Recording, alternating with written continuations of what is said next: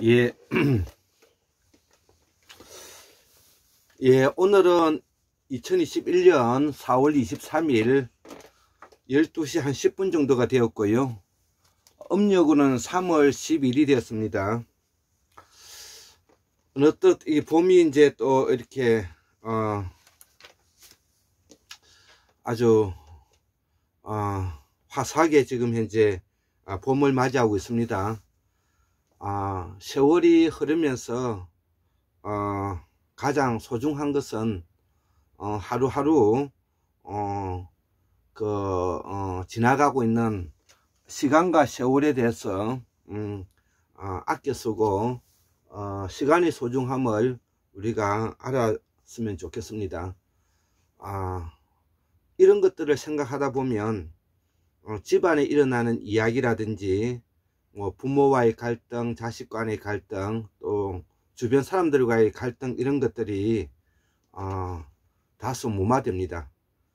우리가 항상 경계해야 할 것들 중에서 사람이 너무 돈에 초점을 맞춰서 살아가다 보면 사람이 이렇게 자기의 그 본성을 잃어지는 것이고요. 또 자연의 흐름을 또 등한시하다 보면 주변에 일어나는 일에 너무 세심해지기 때문에 좋지 않는 것입니다. 자, 강의 들어갑니다. 오늘은 그 한국의 그 역사 특강으로서 9번째인데요.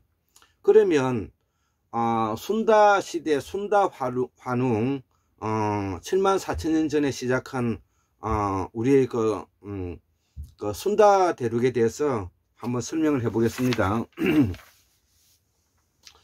예, 인도네시아에는 수마트라 섬이라든지 자바 섬으로 이루어져 있죠.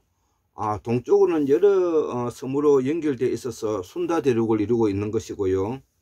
그래서 이 동남아시아 동부에는 수천 개의 섬이 이제 이루어져 있고, 또 필리핀 군도에는 아시아 대륙과 또 관계되는 큰 보르네오 섬이라든지 셀레베스 섬 등의 이런 대륙적인 큰 섬들이 있는 것입니다. 지금은 이 땅이 섬들로 이루어져 있지만 빙하기 때에는 여기가 순다 대륙의 대륙이고, 또 뭐냐면 뻘밭이었기 때문에 아주 천혜에 따뜻하고 살기가 좋았기 때문에 세계에 뿌리 내린 많은 뭐냐면 인류의 조상들이 여기에 몰려와서 언어의 그 공동화를 이루고 문화의 공동의 의식을 가지게 되는 그런 계기를 마련했다. 이렇게 이제 볼 수 있기 때문에 인간의 뿌리가 수수만 년 되지만 특히 우리가 순다 대륙에서부터 우리의 한국사의 시작을 알리고자 하는 것입니다.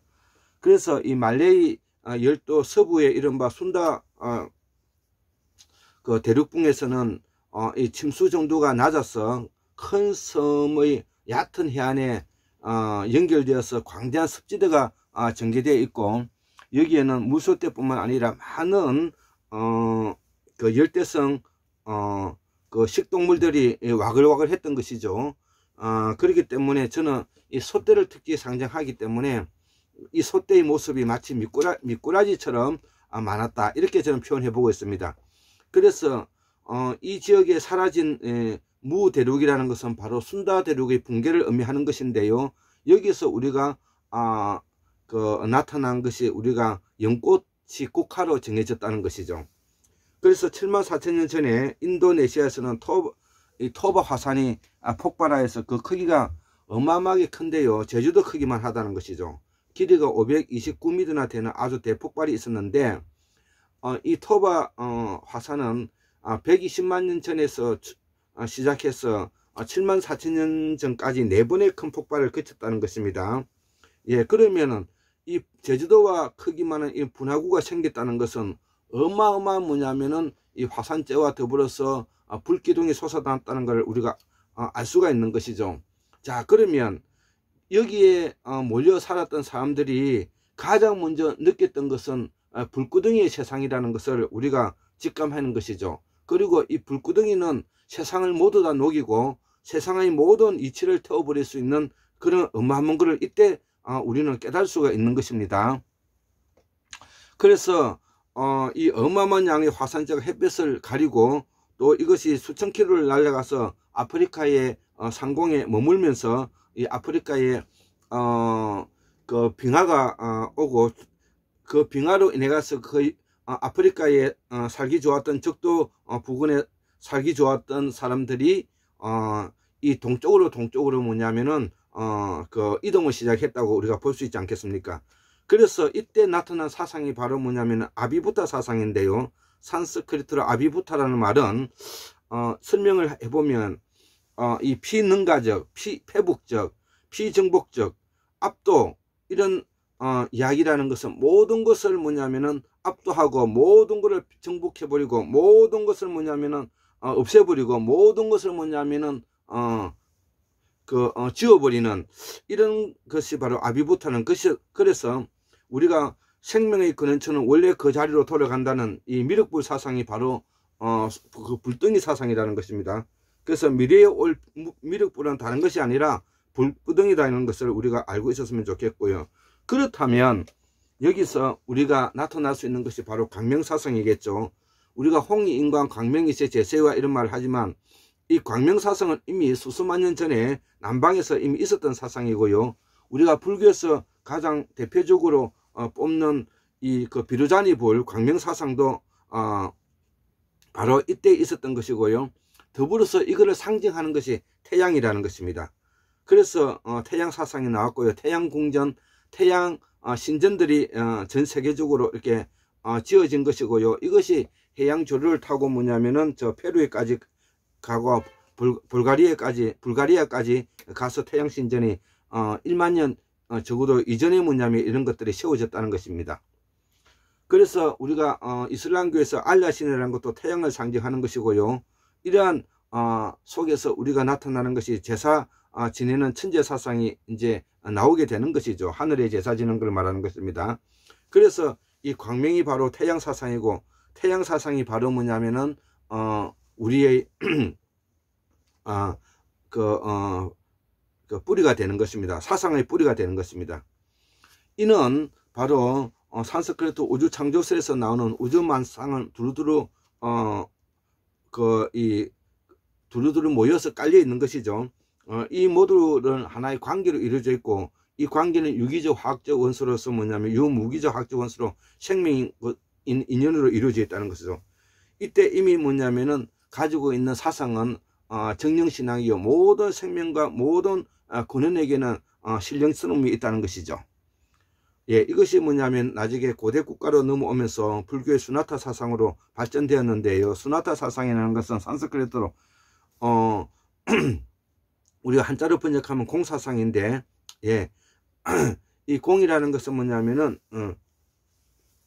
아까 불교에서 이야기하는 이런 근본적인 사상의 뿌리를 말하는 것입니다. 예, 모든 생명의 근원처럼 원래 그 자리로 돌아간다는 것이죠. 예, 물질은 물질대로, 본성은 본성대로. 예. 자, 그래서 우리가 두 번째로 이제 설명할 수 있는 것이 이제 이 브라흠 흠이어를 말하는데, 산스크리트 이전에 우리가 사용해 있었던 그 말들을 우리가 브라흠이어라고 사용하는데, 이때 이제 순다 환희 시대 때부터 뭐냐면은 나타나기 시작했고, 또 이 불다 사상에서, 우리말 불다 사상에서 브라만 사상이 나오게 되고요. 아브람이라든지 브라만 사상이 바로 이런 생명 사상과 연결되는 것이, 이것이 이제 브라만 계급을 낳았고, 인도에서는 이 브라만 계급으로 발전하게 된 것이죠. 예, 우리가 시바 신이라든지 그 다음에 딴달라 신이라든지 비슈누 신이라든지 이런 신앙들이 모두 다 인도에, 지금 현재 인도에 있는 토착 원주민과 그 다음에 힌두쿠시산을 넘어왔던 이란 공원의 유목민인 인도 이란계의 유목 집단과 결합해서 만드는 것이 이게 힌두교가 되는 것입니다. 그리고 인도의 이 굽타 왕족 문화가 해상 통로를 통해 가지고 이제 동아시아 각지로 흘려 들어가게 되는데, 이 시대 이 지역에 이제 힌두 문화가 형성되는 계기가 이제 우리가 엿볼 수가 있고요. 그리고 힌두 문화의 원래 원뿌리는 이러한 공원의 유목민으로서 살았던 이 아리안들인데, 이 아리안들은 원래 이 카스피해와 흑계 북단에 있는 얌얌한 문명에서 산스크리트를 사용했던 원형을 찾아볼 수가 있고요. 이 북방 윤목 기마 부족 군사 집단이라고 제가 표현했는데, 북방에 있으면서 윤목 집단이면서 기마 민족이고 부족 국가이면서 군사 집단이라는 것은, 이들이 힌두쿠시 산만 넘은 것이 아니라 파미르 고원을 넘어서 천산을 넘어서 도낭에 이르고, 도낭에서 다시 뭐냐면 시안까지 들어가게 된 것이고요. 또 한편으로는 몽골이 북부를 거쳐서 흉노 선비 쪽으로 왔고, 그 넘어서는 뭐냐면 우리가 동어라고 말하는 만주족, 그 다음에 여진족, 이들이 바로 그런 것이고요. 자, 그래서 지난 수천 년 동안은 바로 뭐냐면은 서쪽에서 동쪽으로 문명이 이동해 온 과정이다, 이렇게 이해하시면 될 것 같습니다. 예, 그래서 이들이 뭐냐면 동쪽 파미르 공원을 넘어왔는데, 우리가 흉노 그 훈족이라도 하죠. 돌궐, 선비, 오한, 강, 저, 갈, 부여, 말갈, 여진, 이런 사람들이 다 뭐냐면은 그들이 뭐냐면은 분파인 것입니다. 그리고 부족 단위로 왔기 때문에 이 부족 단위로 세워진 나라가 고조선이고요. 고조선은 원래 그 지역에 살았던 원주민 플러스 바로 카스피에서 건너온 11개 아리안들이 윤목, 기마, 부족, 군사 집단이 섞여 가지고 만들어낸 것이 바로 고조선이라는 나라인 것입니다. 그래서 고조선은 그 부족 연맹 국가로서 지배자는 아까 이야기했던 북방 윤목, 기마, 부족, 군사 집단인 이란 아리안계의 사람들이고, 피지배 집단은 밑에 원래 이 땅에 오래 살았던 원주민들이라고 볼 수 있는 것입니다. 그래서 이들이 사용하는 말이 산스크리트, 이란 유럽에 속하는 뭐냐면 산스크리트이고, 이거를 우리가 북방실담어라고 말하는 것입니다. 그리고 그 북방실담어는 다시 티벳, 그 다음에 뭐냐면 몽골, 만주, 여진, 한국, 조선, 이렇게 일본, 이렇게 뭐냐면은 말이 분파되어서 달라지게 된 것입니다. 자, 이들이 먼 조상은, 그러면 이들이 원래 또 먼 조상은 어디냐, 바이칼로스에 살았던 24,000년에서 17,000년에 혹독한 빙하기 오기 전에 떠났던 것이기 때문에 이 시대를 우리가 천축하는 시대라고 표현하는 것입니다. 제가 25,000년 전부터 천축하는 시대라고 표현하는 것은 바로 북방 유목민족의 출발이 여기에서 기인하기 때문에 인 것이라, 이렇게 제가 이해해 주시면 고맙겠습니다. 그리고 우리나라로 들어보겠습니다. 이 한반도에서 어느 마한 지역이고요. 북쪽은 뭐냐면은 만주, 연해주, 기타 간도, 이쪽은 뭐냐면은 그 진안이고요. 그 옆에는 이제 변안이 되는데, 이걸 원상국이라고 말하고요. 고조선은 원상국을 바탕으로 해서 만들어진 나라들인데, 이거는 부족 연맹제 국가인 것입니다. 그래서 이 고조선은 부족 연맹제 군사 집단이고, 그렇기 때문에 마한, 진안, 변안, 이 한이라는 말은 우두머리라는 뜻이고, 모두가 이 말을 사용하였다는 것이죠. 그래서 한반도와 중국 동부, 그 다음에 바레만 일대에서 뭐냐면 자랐던 마한강력 중에서도 이 백제강력을 말하는데, 이 우두머리들이 다 사용했던 말이 이 산스크리트계의 말을 사용하였고요. 그 원주민은 카라마야라든지 브라흐미 말을 사용했던 것이고요. 이 말이 나중에 고려 말이 되었다는 것이죠. 예, 부여 고구려계의 말이 되었다는. 그래서 우리의 고어는 부여 고구려계의 말이다, 이렇게 이해하시면 되는 것입니다. 그래서 이 고려의 말은 지금의 일본 말에 이제 찾아볼 수가 있고요. 그러면은 한반도가 고구려의 말, 우리말이 고라고 말하는데 그 이유는 무엇 때문에 그랬는가 이거죠. 그것은 바로 뭐냐면은 신라 가야 말이 이들의 부여 고구려의 말과 좀 더 달랐기 때문에 그렇습니다. 신라 가야는 몽골 북부에 있는 흉노 선비계의 말이기 때문에 이들의 말과는 좀 더 뭐냐면은 약간의 그 차이가 있었던 것이고요. 그러면서 신라 가야가 연합해서 삼국을 통일함으로 인해서 통일 신라가 되면서 이것이 표준화가 되고, 나머지 마한 지역이 있었던 것은 팔도 사투리로 남아 있는 것입니다. 이렇게 이해하면은 왜 우리가 팔도 사투리가 남아 있는 것인지를 쉽게 이해할 수가 있는 것입니다. 자, 그래서 신라 가야 말이 여기에 신라 가야는 우리가 진앙계이고 그 진안은 마한이 뭐냐면 태백산맥 동쪽에 자리 잡게 되는데 식민사관이 가리키는 후상국을 만다. 예, 이 말은 뭐냐면 아까 고조선의 원사만과 그 다음에 나중에 우리가 한반도 영역의 강력에 들어와서 역사를 서술하고 있는 식민사관에 애 가지고 후사만을 이렇게 표현하고 있는 것이죠. 예, 그거를 우리가 원사만과 후사만을 구분해서 우리가 알아야 되는 것이 우리가 이 식민사관을 극복하는 것입니다. 그래서 이 식민사관은 지금 이제 경상도 지역을 신라고 경상남도를 가야다. 그 다음에 뭐냐면은 백제강력 이렇게 나눠 가지고 아주 좁은 공간에서 치고받고 싸우지 않았느냐 이렇게 이제 표현하는데 그렇지 않습니다. 예, 우리는 원래 고조선 강력 전체를 뭐냐면 원사만으로 나누었고요. 이것이 이제 후대에 이제 한반도에 뭐냐면 우리가 들어오면서 이 강력이 아주 좁아졌다는 것을 우리가 알 수가 있는 것이죠.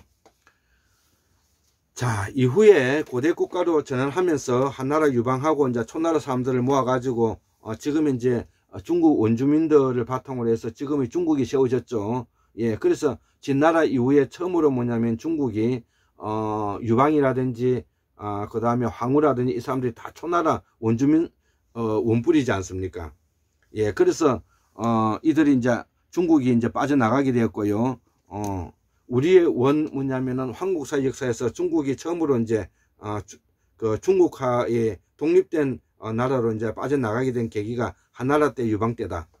그리고 이후에 이제 북방에서는 56국을 해가지고 또 약 한 뭐냐면 200~300년 동안에 아주 혼란한 계기를 가지고 있다가 부여, 고구려, 백제, 신라, 가야, 제주도, 남국이라 그러죠. 일본 왜 이런 이제 부주 영명체의 국가가 고대 국가로 발전하게 될 수 있었다는 것입니다. 자, 그러면 우리가 공부를 하는데 가장 뭐냐면은 놓치고 있는 부분이 부족 연명체 국가에 있는 우리 한국의 고대 국가와 그 다음에 우리가 고대 국가로서의 전제 왕권 국가로서의 고대 국가를 구분하지 않고 설명하기 때문에 우리가 안에 일어나는 문화사적인 요소를 이해하지 못하는 것입니다. 예, 그래서 우리는 고대 전제 왕조 국가로서의 신라, 고구려, 백제 뭐 기타 이런 부분을 그 전에 우리는 연명 부족 국가 군사 집단으로서 뭐냐면 살았다는 것을 먼저 전제를 하고 이해해 줬으면 좋겠습니다. 자, 세 번째, 동남아시아는 기본적으로 해양, 개방, 창조, 농경 사회라는 이 네 가지를 꼭 기억해야 됩니다. 우리가 남방 문화는 해양, 개방, 창조, 농경 사회라는 것이죠. 자, 그래서 한 10가지로 한번 정리해 보면 자연 촌락을 바탕으로 해서 공동체의 제사를 지내는 문화가 있고요. 관습이 존중되는 사회고 환인의 지도자를 가지고 있었고 부족장이죠. 가족장, 족장, 장로회, 뭐 이장 이런 것들입니다. 네 번째는 가난하더라도 서로 더불어 사는 공빈사회라는 것이죠. 그 다음에 상호 부조하는 사회고요. 그 다음에 여섯 번째 민족적 복잡성이 강하다는 것이죠.